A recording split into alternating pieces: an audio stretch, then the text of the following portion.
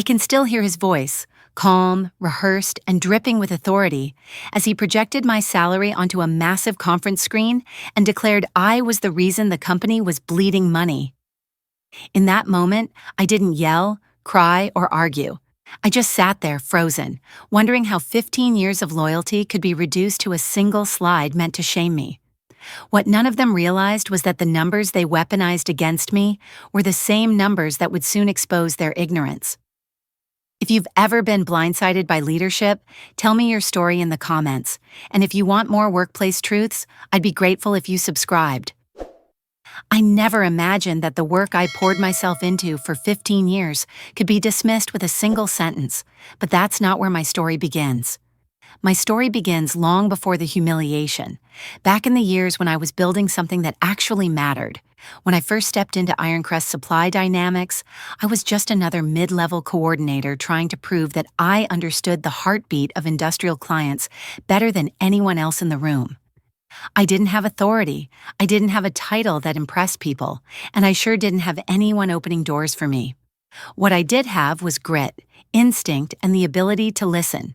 Not the kind of listening where you nod along in a meeting, but the kind where you remember every pressure point a client mentions, every fear they don't say out loud, every crisis they dread might blindside them again.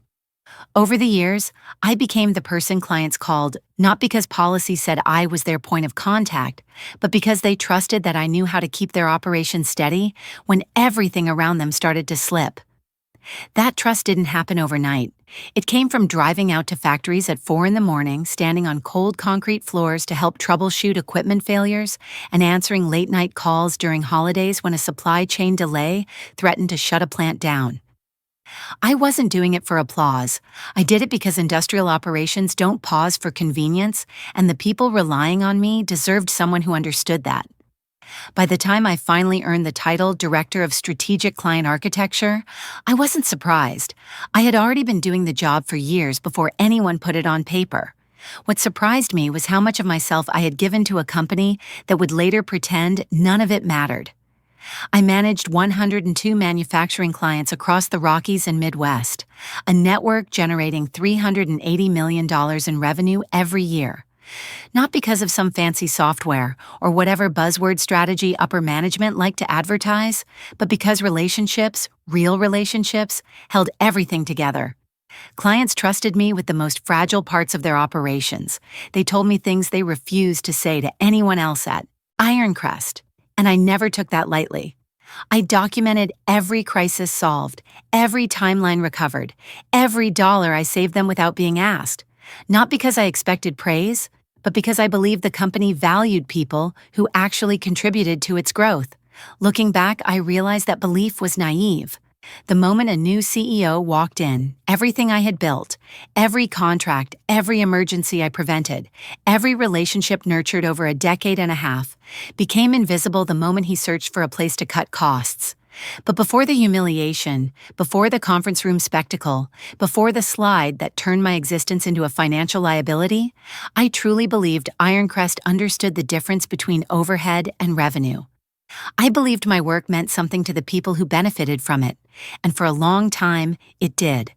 What I didn't know was that the company I had been holding together was about to make the kind of mistake you don't come back from. All because they forgot one simple truth: the person who carries the weight of your revenue is never just a line item. Craig Dalton didn't walk into Ironcrest like a leader ready to learn the terrain. He entered like a man who believed the entire company was a malfunction he had been hired to fix. From the moment he arrived, there was this tension in the air. Quiet at first, like the static you feel before a storm breaks open. He shook hands with executives, toured departments, nodded at numbers on dashboards, but you could see it in his eyes. He wasn't absorbing anything. He was evaluating targets.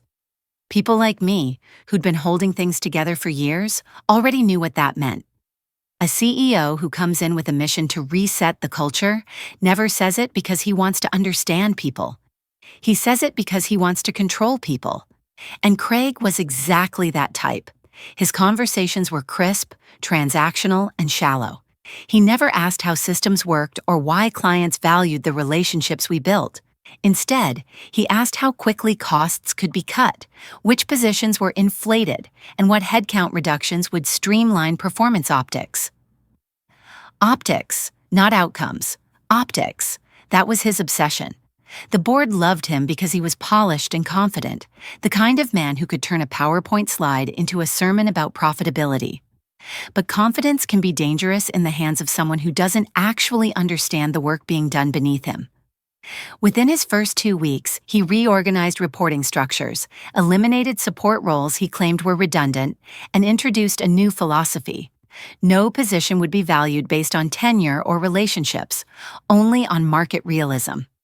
When someone asked what that meant, he smiled and said, "Your value is whatever the industry says it should be, not what you think it is." That line told me everything I needed to know about him. He believed expertise was replaceable. He believed loyalty was irrelevant, and most dangerously, he believed people were interchangeable parts he could price shop like spare components. But even that wasn't the real problem. The real problem was that Craig Dalton was desperate to make an impression fast. He wanted to prove to the board that hiring him had been the smartest decision they'd made in a decade. And for someone like him, proving himself didn't mean building anything.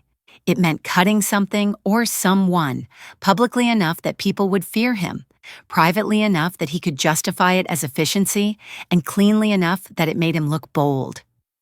I didn't know then that I would be the demonstration piece for his ego. I just knew the storm I sensed in those first meetings was real, and sooner or later, someone was going to get struck by lightning. I just didn't expect it would be me, in front of the entire leadership team, with no warning at all.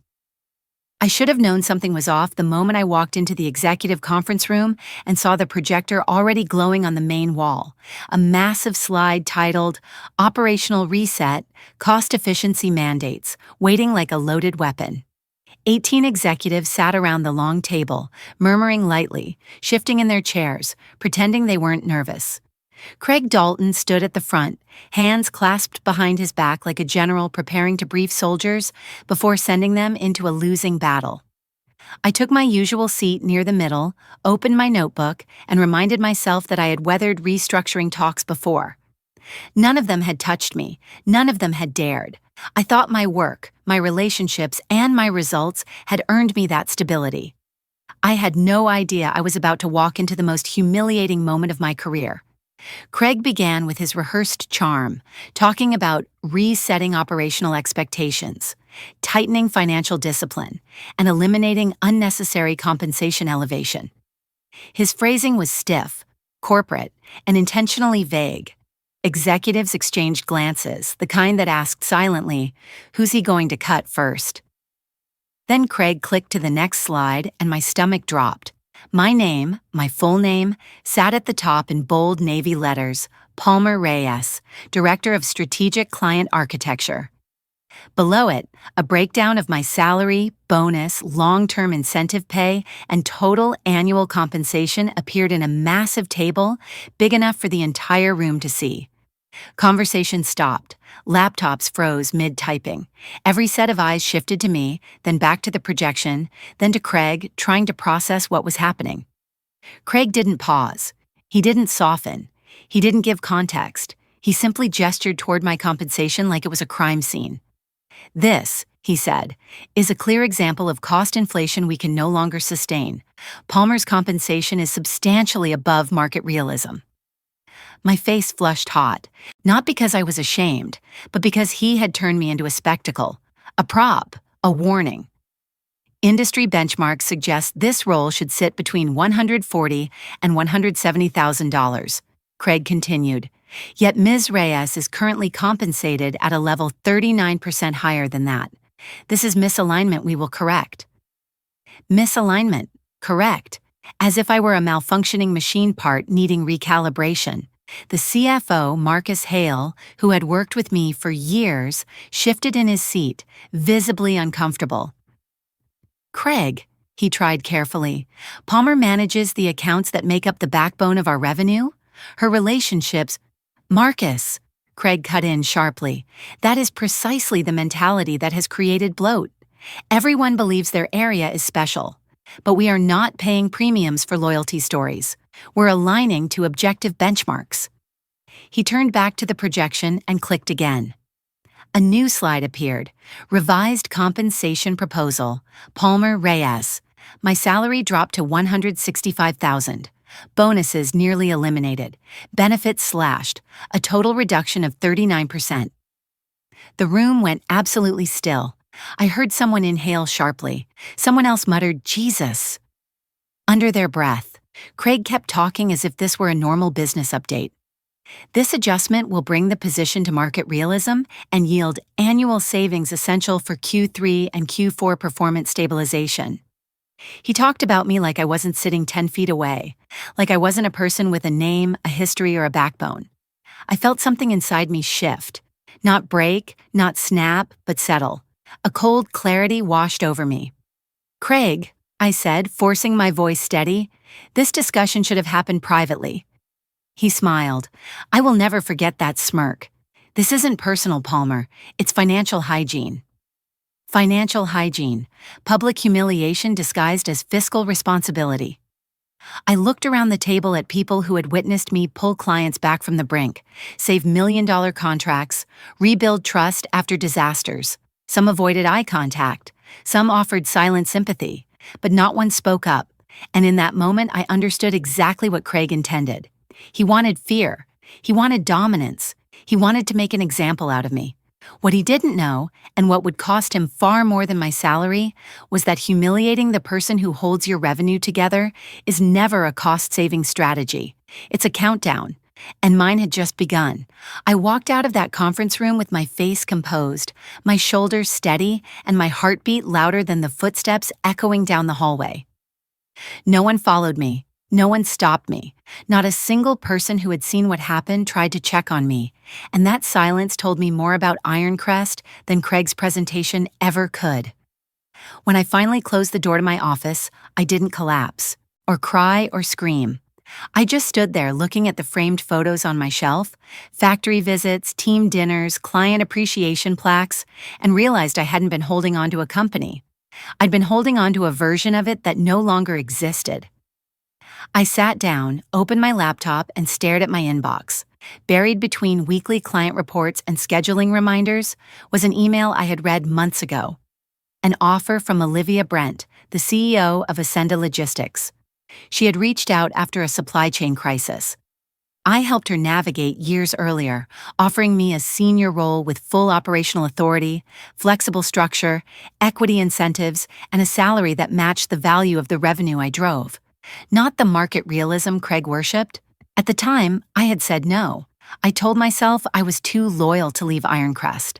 I convinced myself that tenure mattered, that relationships mattered, that leadership noticed. But loyalty cannot survive after public humiliation. Craig saw me not as the backbone of Ironcrest's client network, but as an oversized cost he needed to carve down to make himself look decisive.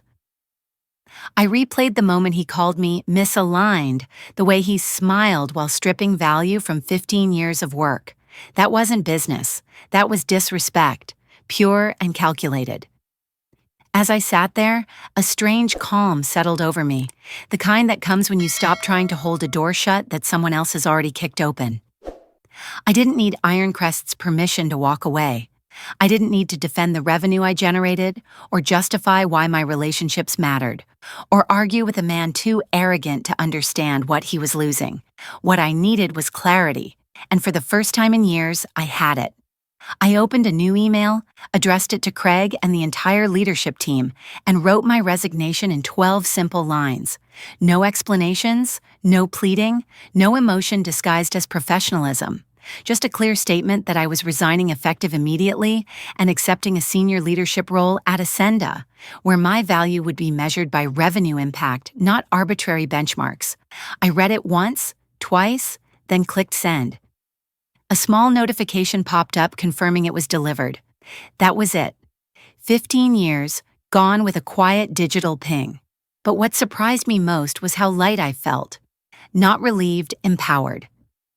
I packed my belongings slowly, intentionally, not as someone being forced out, but as someone choosing her next chapter. When I walked out of Ironcrest at 2:54 p.m. that Thursday afternoon, the air felt different, sharper, clearer, like the moment before a storm breaks open. Not the kind that destroys everything, but the kind that washes away whatever should never have been there in the first place. I didn't know it then, but my departure wasn't just an ending. It was the first step toward consequences Ironcrest would never see coming. I hadn't even made it to my car when the first message came in. My phone buzzed once, then again, then so many times the notifications blurred into a steady vibration against my palm. At first, I thought it was the leadership team reacting to my resignation email. Maybe shock, maybe outrage, maybe the usual performative concern people display when they suddenly realize they've witnessed something unforgivable. But when I finally unlocked my phone, not a single message was from an executive. They were all from clients. The first was from Daniel Kerrigan, CEO of Kerrigan Manufacturing, one of my largest accounts and someone I'd spent years helping through production line disruptions and supplier defects. His text was short. "Palmer, please tell me this rumor about you leaving Ironcrest isn't true. Call me." Before I could respond, another message came in from a Midwest supplier. "Heard you walked. Need to discuss our position." Then another. "If you're moving companies, we're following." My feet were still in the parking lot, sunlight glaring off the asphalt, when I realized something Craig Dalton never bothered to understand. Relationships don't disappear because a CEO decrees they're replaceable. People don't forget who showed up for them at 2 a.m. when a distribution loss threatened their entire quarter. They don't forget who didn't make excuses. They don't forget who solved problems no spreadsheet accounted for. Craig thought my value ended when he lowered my salary on a slide. But clients saw something else, the person who had kept their operation stable for over a decade. I sat in my car, closed the door, and finally called Daniel back. He didn't waste time. "Palmer, what happened? Did someone force you out?" I took a breath. "I resigned, effective today." "Why?" His voice sharpened instantly. "You've held this entire region together." I wasn't going to violate my non-compete, not even emotionally. Let's just say there were changes I couldn't agree to. A long silence followed, and then Daniel said words that still stay with me. "Ironcrest doesn't understand that we never worked with them. We worked with you." I felt something tighten in my chest. Gratitude, anger, validation, all tangled together. "Daniel, I can't solicit anyone. My non-compete is strict." "Good," he replied, "because I'm not asking you to solicit me. I'm telling you, independently, that we're re-evaluating our supplier relationship immediately. If you happen to be somewhere else, we'll want to talk." When I hung up, I stared at my reflection in the rearview mirror. It was the first time in years I saw myself not as a part of Ironcrest, but as someone who had built something strong enough to stand on its own. Within the next hour, 8 more clients called. Some frantic, some furious, all wanting reassurance that I still existed in their professional universe. "Is it true?" "What did they do?" "We want to move our contracts if you're moving." "Tell us where you land." I repeated the same line over and over. "I cannot solicit you. Any decisions you make must be fully independent." And they always answered the same way. "Understood, and we are making those decisions." By the time I got home, my inbox had flooded with meeting requests, personal emails, LinkedIn messages, and even a few voicemails from plant managers who never contacted me directly, but somehow heard the news within hours. Word travels fast in manufacturing, faster when the person leaving is the one who held the seams together. And somewhere on the other side of the city, I knew Craig Dalton was still sitting comfortably in his office, convinced he had executed a clean cost-cutting measure, unaware that a storm was forming around him. He believed he had corrected misalignment. What he didn't realize was that he had just severed the very thread holding Ironcrest's revenue together. My resignation was just the first tremor. The real quake was coming next. Monday morning arrived with a clarity I hadn't felt in years. Instead of walking into the Ironcrest office, I walked into Ascenda Logistics for my first official day. Fresh badge, new desk, clean slate. Olivia greeted me personally, not with a speech, but with a simple, grounding sentence. Take your time getting settled. We want you here, Palmer. Those 6 words were more respect than Ironcrest had shown me in months. I was in the middle of signing my onboarding documents when my phone lit up with an unfamiliar number. I ignored it. Then another call came. And another. Then 3 back-to-back messages from former colleagues. Clients are terminating. We lost Kerrigan this morning. Craig is losing it. By the time the 5th message arrived, I knew the earthquake had hit. I stepped into a quiet corner and finally checked my email. A forwarded chain from a former teammate was sitting at the top. Subject: contract termination, effective 30 days. Kerrigan Manufacturing had formally cut ties with Ironcrest. Then another. Midwest Assembly Solutions termination notice. Then another. Each message cited the same reason: changes in account management and loss of relationship continuity. Exactly what Craig insisted didn't matter. My phone buzzed again. This time I recognized the caller, Craig Dalton. I let it ring twice before answering. Palmer, he began, and his voice was nothing like the one that humiliated me publicly. The sharpness was gone, the arrogance stripped bare. We have a situation. You usually do after a bad decision, I replied evenly. He ignored the jab. We've had multiple terminations this morning. Kerrigan, Midwest Assembly, Fulton Materials. I'm aware, I said. People talk. This isn't normal churn, he snapped. These are legacy accounts. They all referenced your departure. Then perhaps you shouldn't have displayed my salary on a projector to prove a point, I said calmly. Actions have outcomes. He exhaled hard, frustration crackling through the line. Palmer, this looks like coordinated solicitation. Be careful with that accusation, I said. I have not contacted a single client. My non-compete is airtight, and I follow the rules. If clients independently choose new representation, that's on their judgment. 9 terminations in one morning is not judgment, it's orchestration. No, I said. 9 terminations in one morning is what happens when the person who supported those clients for over a decade walks out after being publicly devalued. Silence. Heavy. Tense. Then he tried again, softer this time. What would it take for you to pause this? We're willing to renegotiate. We can restore your salary, increase it, add incentives. There it was, the panic dripping through the cracks. I looked through the glass doors into Ascenda's open office, sunlight hitting the polished floors, a team preparing onboarding materials for me. A place where I was wanted, a place where I mattered. Craig, I said slowly, I have nothing to pause. I don't work for you anymore. I don't manage your client relationships, and I don't control their decisions. Palmer, Ironcrest cannot absorb this kind of loss. You should have considered that before you treated me like a line item on a slide. He inhaled sharply, as if he finally grasped the scale of his mistake.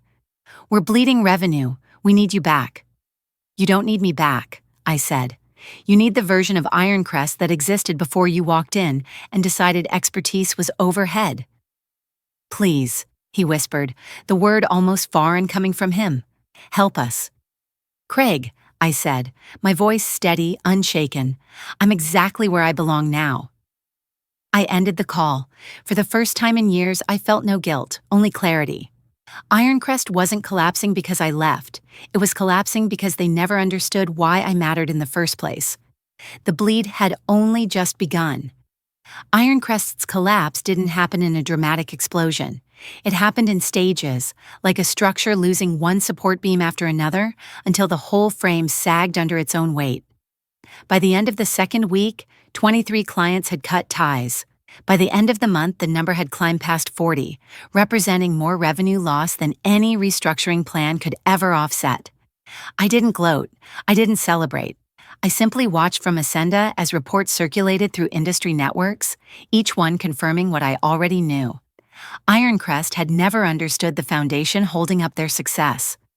Meanwhile, Ascenda moved with the kind of precision I had always dreamed of working within. Olivia didn't push. She listened. She didn't restructure for show. She aligned resources to strengthen long-term partnerships. When I sat down with clients, those who independently found their way to Ascenda, they didn't talk about Ironcrest. They talked about the years we worked together, the trust we built, the problems we solved at impossible hours. They weren't migrating contracts, they were choosing continuity, and I wasn't apologizing for it. A few weeks into my new role, Ironcrest filed for emergency financial protection, a shell of the company I once knew. Craig Dalton was removed shortly afterward, a footnote in an internal memo citing strategic misjudgment. I didn't save the memo. I didn't need to. My closure came from something simpler. In my new office at Ascenda, I hung two things side by side. The first was the offer letter from Olivia, printed on thick paper with my new title embossed in silver. The second was a photo of the exact slide Craig used when he publicly reduced my worth to a number. Together, they told the whole story: what I gave, what was taken, and what I reclaimed. If there's one truth I carry forward, it's this: companies forget the value of the people who hold them together. But clients don't, and neither do I. My story didn't end when Ironcrest collapsed. It began the moment I walked out, finally choosing a future built on respect instead of endurance. I've learned something I wish I'd understood years earlier. People will treat you according to the value you accept, not the value you actually bring.